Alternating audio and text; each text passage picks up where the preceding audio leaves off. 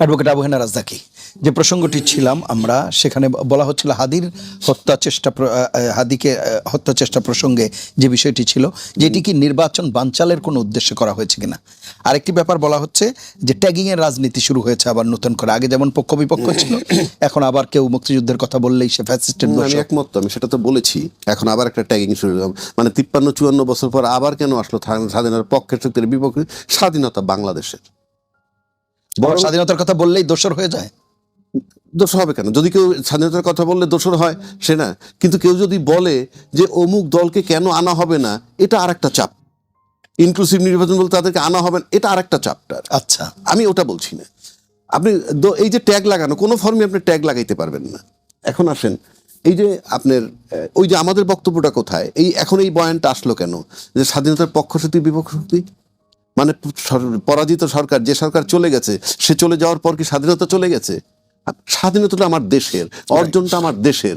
আপনি মারা যাবেন, যে একটু আগেও বলছি বঙ্গবন্ধু মারা গেছেন, জিয়াউর রহমান সাহেব মারা গেছেন, বরং ওই যে 57 জন চৌকস সেনা অফিসার সেদিন আমার সার্বভৌমত্ব চলে গেছিল, সেটা ফেরত আসছে 5ই আগস্ট। আচ্ছা, 5ই আগস্ট সার্বভৌমত্ব ফেরত আসছে। বিজয় দিবস ঠিক আছে, আপনি ইন্টারাপ্ট করবো না, আমি জাস্ট একটা কোশ্চেন আপনাকে করি। হ্যাঁ, সেটা হচ্ছে, আপনি নিশ্চয়ই জানেন যে অ্যাক্টিভ ফ্যাসিস্টকে সরিয়ে আরেকটি ফ্যাসিস্টকে আমরা আনবো কেন? তাহলে আপনি কাকে মিন করছেন? রাখেন, আমি আপনাকে বলি। কাকে এই কথা যদি আসে তাহলে সেটি এই কাকে কথা যখন আসবে তখন আপনি কি বলবেন? আমার কথা আমি বলছি সেটা বলছেন। আগে তো ফ্যাসিস্ট ছিল না, ঠিক আছে। এই কথাটার কাউন্টার তো আমার কাছে বক্তব্য আছে। হ্যাঁ, দিবেন। কেন আপনি এটা বলবেন? হ্যাঁ, দিবেন। মানে আপনাকে বলি না, হ্যাঁ, সেটাই বলছি। মানে এটা বলা যায় কিনা, না, একটা সরকার ফ্যাসিস্ট সরাই আমরা আরেকটা ফ্যাসিস্ট আনছি কিনা, আনবো কিনা, আনবো কিনা, এই ফ্যাসিস্ট কারা, কাদেরকে মিন করা মিন হচ্ছে? করা হচ্ছে। এখন আপনি যদি বলেন, ধরেন সিম্পল একটা কথা আপনাকে বলি, আমরা জুলাই আন্দোলন সবাই করছি তো ভাই, আপনিও তো করছেন, যে ফর্মে করেন, এই ঘরে একটা ডায়লগ দিয়ে করেন, না না একটা ডায়লগ দিয়ে করেন, 2টা লাইন লেখা করেন, করছেন তো? না, উনি একেবারে ফ্রন্ট লাইনে। আমি বলছি আপনি সবাই করছেন, যে সবাই যেমন কইরা থাকি, তাহলে জুলাই সনদের আইনি ভিত্তি নিয়ে তো এত বিতর্ক হওয়ার কথা ছিল না। ভেরি সিম্পল, সবাই একমত। এটার জন্য পৃথিবীর সাথে আমার যোগাযোগ বিচ্ছিন্ন হবে না, আমার পৃথিবীর সাথে ফরেন পলিসি চেঞ্জ হবে না, আমার টোটালটা ইন্টারনাল। আমরা কি পারছি জুলাই সনদের আইনি ভিত্তি দিতে পারিনি। তার মানে কি, বিপ্লব যেটা করা হয়েছিল সেটা 8 তারিখে ওত নেওয়ার পর থেকে এটা চলে গেছে। এটা চলে যাওয়ার আরো কতগুলো লক্ষণ, যাদেরকে আমরা সরাইছি। এখানে আমি কারোর পক্ষে বিপক্ষে বলছি না, তার একটা অংশ আজও রয়ে গেছে। যিনি রাষ্ট্রপতি, তিনি সম্প্রতি বলছেন যে ফেব্রুয়ারি মাসে উনি চলে যাবেন, এবং উনি খুব অপমানিত বোধ করতেছেন। মানে দীর্ঘ 16 মাস উনি অপমানিত বোধ করেন নাই, এই তফসিল হওয়ার পরে অপমানিত বোধ করতেছেন, এই মানে যেগুলো হাস্যকর। তারপরে যদি আসেন এই হাদির যে হত্যার চেষ্টা, এই চেষ্টা থেকে কি বার্তা দেয়? নাম্বার 1, নির্বাচনটা একটা তফসিল দেওয়া হয়েছে, তফসিলের পরে এই ঘটনা ঘটল। নির্বাচনটা চায় কারা? যেই চাক, যিনি মনে করেন যে নির্বাচন হইলে আমরা ক্ষমতায় আসবো, 1 নম্বর। 2 নম্বর, যারা রাজনৈতিক প্রকৃত দল, যারা নির্বাচনকে বিশ্বাস করে, তারা মনে করে নির্বাচন একটা হওয়া উচিত। এটা অযৌক্তিক নয়, যৌক্তিক। তারপরেও বেশি গুরুত্ব তাদের কাছে যে নির্বাচনটা হইলে যারা বিজয় লাভ করবে, এটা তারা মনে করেন, এবং তারা যে কোনোভাবেই হোক, ইউনূস সাহেব ফেব্রুয়ারিতে নির্বাচন দিয়েছেন, ওই পর্যন্ত কিভাবে গিয়ে আমরা নির্বাচনটা নিতে পারি, এটা হলো তাদের প্রধান লক্ষ্য। তাহলে নির্বাচন বানচাল করতে চায় কারা? দ্বিতীয় আসেন, এই ইউনূস সাহেবকে দেখেন, কথাটা বোঝার চেষ্টা করেন। নির্বাচন ফেব্রুয়ারিতে হবে, ইউনূস সাহেবকে ফেব্রুয়ারি পর্যন্ত সহ্য করতে পারতেছে না যে শক্তিটা, সেই শক্তি নির্বাচন বানচাল করতে চাচ্ছে না। সে চাচ্ছে এমন একটা পরিস্থিতি হোক যাতে ইউনূস সাহেব যেতে বাধ্য হন। আচ্ছা, কেননা ইউনূস সাহেব অপসারণ হবেন নির্বাচনের মাধ্যমে গেলে ফেব্রুয়ারিতে। এখন এই ফেব্রুয়ারি পর্যন্ত যদি ধৈর্য ধরে সব শক্তি, যারা পরাজিত শক্তি, তাদের সাথে যদি রিভেঞ্জের ব্যাপার থাকে, তাহলে তারা ফেব্রুয়ারি পর্যন্ত তাকে নাও মানতে পারে। আর রাজনৈতিক দলের ভিতরে যদি কেউ থেকে থাকে যে ইউনূস সাহেব থাকলে তাদের কিছু প্রভাব থাকে, তারা সে বিরোধিতার ভিতরে থাকতে পারে। কিন্তু তার চেয়ে বড় কথা হচ্ছে যে ফেব্রুয়ারি পর্যন্ত ইউনূস সাহেবকে রাখতে চায় না যারা। কারণ নির্বাচন যারা চায় না, যে রাজনৈতিক দলগুলোর ভিতরে অ্যাক্টিভ দল যদি আমি ধরি, তারা নির্বাচন না চাইলেও ইউনূস সাহেবের অপসারণ চায় না। তারা চাচ্ছে ইউনূস সাহেব লম্বা সময় থাকুক, ফর এক্সাম্পল। আর যে বিজয়ী হবে সে চাচ্ছে নির্বাচনের মাধ্যমে ইউনূস সাহেব চলে যাক। তাহলে চায় না কে? চায় না হইলো ইউনূস সাহেবকে যারা মানে একেবারে প্রতিশোধমূলক রাজনীতি যারা করতে চায়, তারা ইউনূস সাহেবকে সরাইতে চায়। আর সেটা সরানোর প্রক্রিয়া একটাই, এমন পরিস্থিতি করা যেই পরিস্থিতি তারা কারা? নির্বাচন পরাজিত শক্তি, আচ্ছা। নির্বাচন বানচাল হতে পারে যদি হয়, কারণ এখানে অপসারণ টার্গেট হইল ইউনূস সাহেব। এই কারণে আমি বলে, এইবার আসেন ছাত্রদের যে নতুন দল করলো এনসিপি, আমরা তো জুলাই আন্দোলনের পক্ষে, উনি আমি সবাই তো সব যদি জুলাই আন্দোলনের পক্ষে থাকি, তাহলে ছাত্রদের নতুন দল করতে হইলো কেন? কেন করতে হইলো? ছাত্ররা তো কোনো একটা দলের সাথে মিশে যেতে পারত। তার মানে কি এখানে কি আস্থার অভাব? যে জুলাইয়ের পক্ষে কারা বিপক্ষে কারা? তা নাহলে আপনি বলেন উনি তো কোনো রাজনৈতিক দল করেন না, ফর এক্সাম্পল আমি দল করি না, আমার কাছে কেউ দল করতে আসবে না, বাট আমরা আন্দোলন দেখছি বা আমরা আন্দোলন টকশোতে আমরা করছি, এটা আন্দোলন।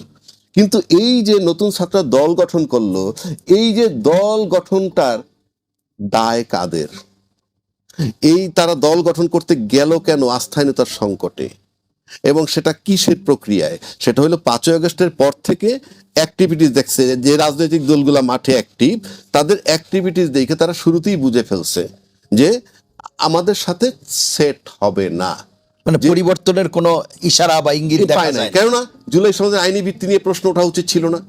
রাষ্ট্রপতি আইনি ভিত্তি তো অনেক পরে এসেছে, কিন্তু তার আগেই তো তার তারা আগে দল গঠন রাষ্ট্রপতি করছে। অপসারণ নিয়ে প্রশ্ন আসা উচিত ছিল না, সে তো ওই অংশ, কিন্তু তাকে রাখতে হইল। এবং বিপ্লব কিন্তু সেদিন শেষ হয়ে গেছে। এবং রাজনৈতিক দলগুলোর যে কর্মকাণ্ড নেত্রীদের লাগাম টেনে ধরার যে তারপরে তারা দেখছে ওইগুলো তো গেল, প্রথমে রাষ্ট্রপতি অপসারণ হয় নাই, সন্দেহ তৈরি হইল, আস্তে আস্তে 8 মাস সংস্কারের আলাপ করলো। সেই আলাপে কিন্তু জুলাই সনদ তো বাস্তবায়ন দূরের কথা, কোনো সংস্কার হয় নাই। এবং গণভোট যদি হয়, হা জয়যুক্ত হইলে তাইলে একটা সম্ভাবনা দেখা দিছে। সুতরাং আপনি ক্লিয়ার বলে দিলাম যে ইউনূস সাহেবকে অপসারণ যাদের কাছে জরুরি, তারা আসলে এটা করছে যাতে একটা ঘোলা পরিবেশ হয় এবং নির্বাচন বানচাল হয় এবং ইউনূস সাহেব যেতে বাধ্য হন। 3টা রাজনৈতিক দলের ভিতরে কিন্তু যারা ইউনূস সাহেবকে অপসারণ করতে চান না, তারা কিন্তু ইউনূস সাহেবকে রাখতে চান, হয়তো নির্বাচন চান না। আর নির্বাচন তারা চায় যারা নির্বাচন করলেই জিত। ধরুন আমাদের আলোচনা তো মোটামুটি শেষ হয়ে গেল। এখন আমি যেটা বলতে চাচ্ছি, যেমন আখতারুজ্জামান প্রসঙ্গটা উনি আনছেন, না ওই তো প্রশ্ন করছে, উনি উত্তর দিচ্ছেন। আবার ওইদিকে কি বলে ইব্রাহিম সাহেব, তারপরে সাধারণ সাহেব, সবাই রেসপন্সিবল লোক সবাই। এবং বেসিক্যালি 3টা লোকই কিন্তু আর্মির। একটা ইন্টারেস্টিং ব্যাপার, এখানে 3জন লোকই আর্মির। এবং তারা প্রত্যেকে জিয়াউর রহমান সাহেবের আদর্শ, তো মানে জিয়াউর রহমান সাহেবকে ভালোবাসতেন, শ্রদ্ধা করতেন, এ ব্যাপারে আমার কোনো ডাউট নাই।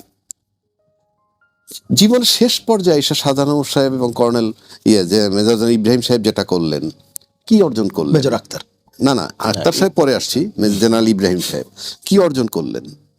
মানে যে গ্রহণযোগ্যতাটা এমনি ছিল, লেখন, পত্রিকায় লেখা, তারপরে টকশোতে আসা, তাদের বক্তব্যের যে গ্রহণযোগ্যতা, এটা আপনি জীবনভর আওয়ামী বিরোধী রাজনীতি করে চট করে ওখানে চলে গিয়ে আপনি সমস্ত অর্জনকে বিসর্জন দিলেন। একইভাবে আখতারুজ্জামান সাহেব, আমি তার ব্যক্তিগতভাবে আমার তার সাথে এমন কিছু নাই, আলোচনার পরিপ্রেক্ষিতে বলতেছি, উনি অনেক সিনিয়র মানুষ, ওনারও উচিত ছিল, আমি মনে করি, জামাতে উনি যোগ দিতে পারেন, সেটা তার নিজস্ব স্বাধীনতা।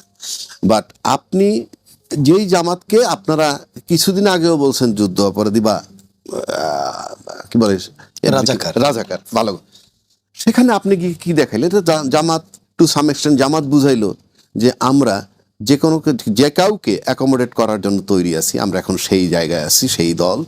প্লাস মুক্তিযুদ্ধ তার সাথে যোগ দেওয়ার মানে হচ্ছে আদর্শিক ব্যাপারে যদি আসেন, সে কাগজে কলমে রাজাকার, আর যদি আদর্শ না মেলে আপনি গেলেন কেন, এটা প্রশ্নটা আসে। 3 নম্বর আসেন যে আপনি এই যে মানে আর কি বলে এটারে, উচিত ছিল আখতারুজ্জামান সাহেবের রাজনীতি আর কতদিন করবেন? ওনার উচিত ছিল আমার ব্যক্তিগত বিবেচনায় অবসরে যাওয়া। পাশাপাশি জামাত আখতারুজ্জামান তাও না, তারা হিন্দু কমিউনিটির জন্য, মানে তাদের কাছে সবার দুয়ার, মানে তাদের জন্য